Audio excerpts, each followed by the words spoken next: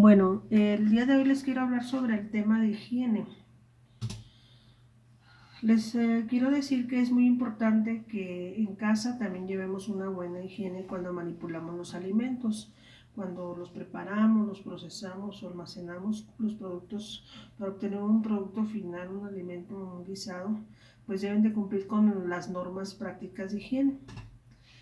Es importante que nuestra cocina, ¿verdad? Nuestra área de donde tenemos los alimentos debe de estar en orden y pues higiénicamente.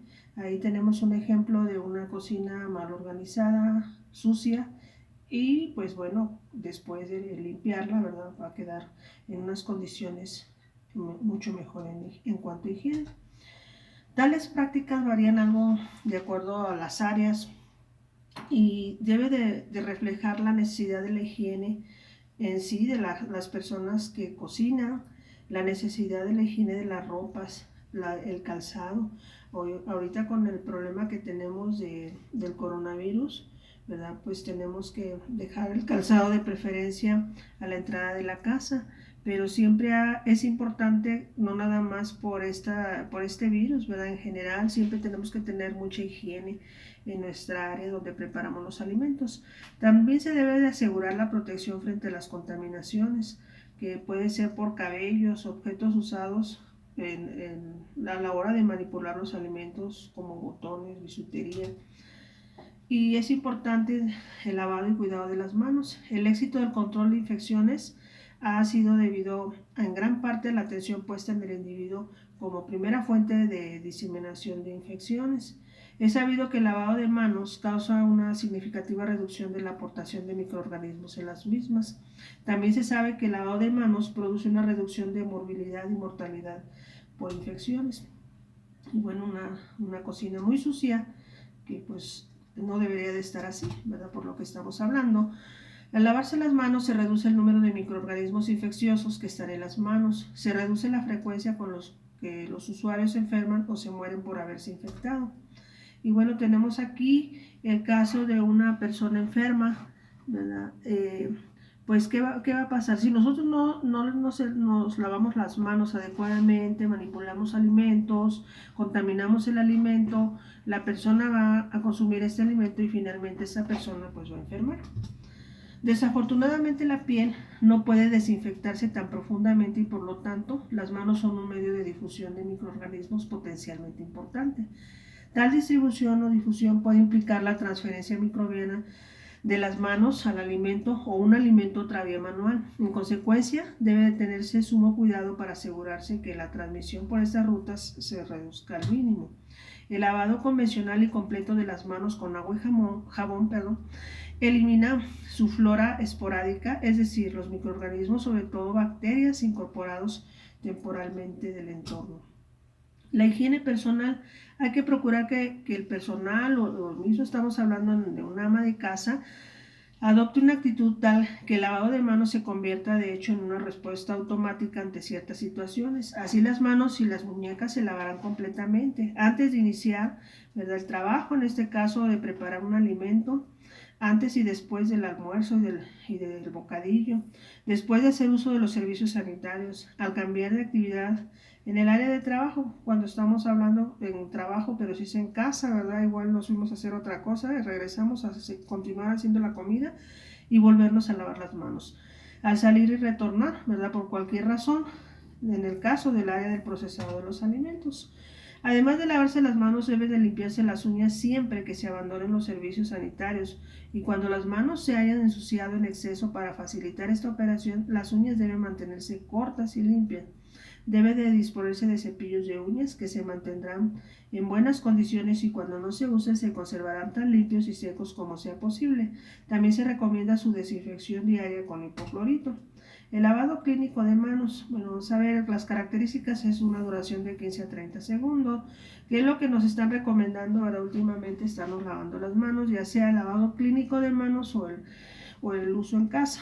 Vamos a ver, subir las mangas a la altura del codo sin joyas, abrir la llave, mojar las manos y antebrazos, jabonar las manos y brazos con jabón antiséptico común, friccionar palmas, dorso y entre los dedos en forma vigorosa, enjuagar con abundante agua, secar manos y luego antebrazos con toalla de un uso, cerrar la llave con los codos, rodillo, con la toalla que se usó para secarse. En este caso, bueno, nosotros con la toallita, ¿verdad?, que utilizamos, y desechar la toalla. Y ya, pues en el caso del lavado doméstico, ¿verdad? Pues sería más sencillo abrir la llave, jabonar las manos, friccionar entre los dedos, cerrar la llave y secarse las manos. Si queremos hacerlo como en la técnica anterior es mucho mejor, pero bueno, igual en casa nos estamos lavando constantemente las manos a la hora que estamos cocinando. Y si nosotros aquí, ¿verdad?, observamos con rayos ultravioleta cómo se observan los microorganismos cuando no nos lavamos bien las manos.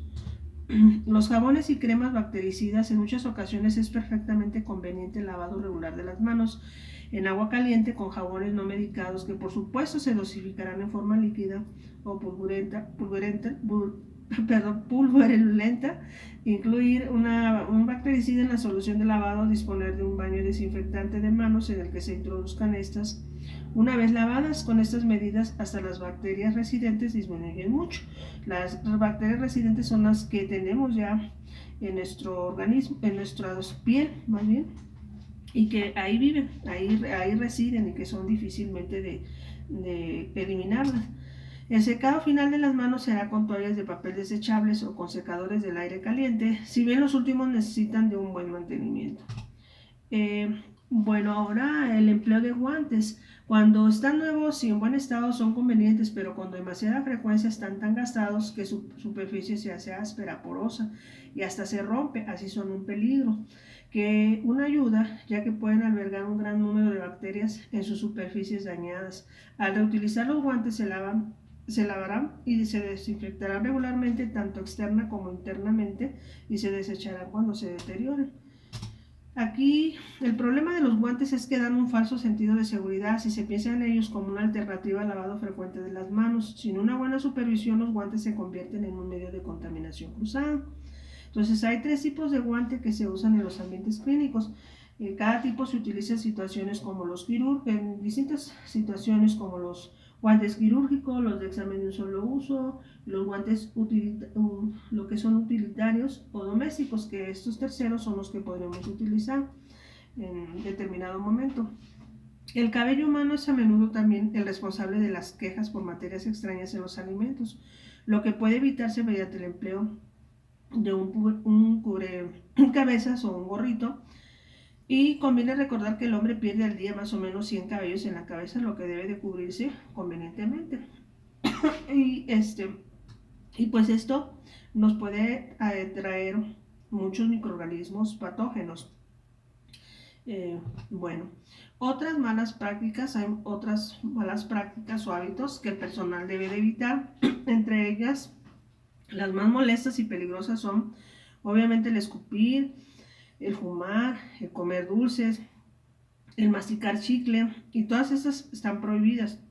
Ellos se debe a que todo manipulador de alimentos, incluso en casa, debemos de tener la máxima limpieza personal. En ellas se incluyen las prácticas y hábitos higiénicos que, si son deficientes, exponen al alimento al riesgo de contaminación.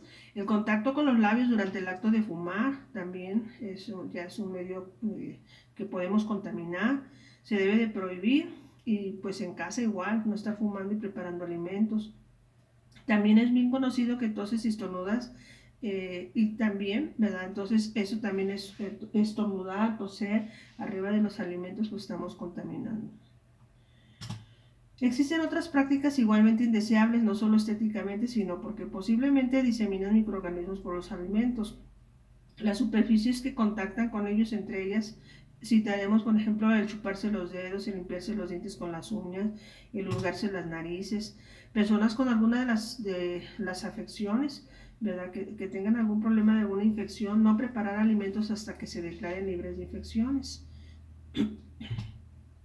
Y bueno, aquí tenemos la contaminación de los alimentos, el alimento contaminado, ¿verdad? Aquí vemos tratamiento culinario, almacenamiento, conservación inadecuada, la multiplicación de las bacterias y producción de toxinas y una toxifección alimentaria.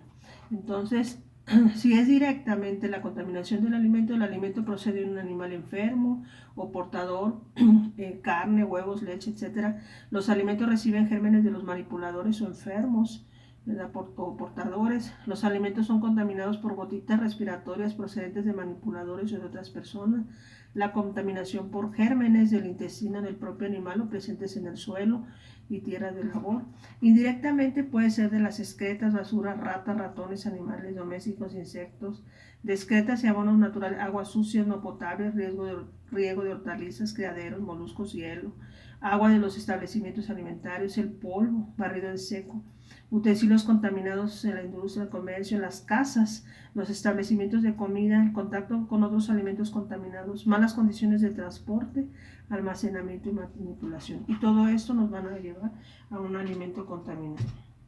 Y así es como deberemos de tener nuestra cocina, aunque sea pequeña, pero bien ordenada y limpia. Todos los alimentos completamente limpios, ordenados, higiénicos. Y pues si estamos cocinando, que estemos en casa, pues también ponernos un cobrepelo, un gorrito, de tal manera que los cabellos, como ya dijimos también, ¿verdad? Pueden pues caer con un solo cabellito y contaminar el alimento.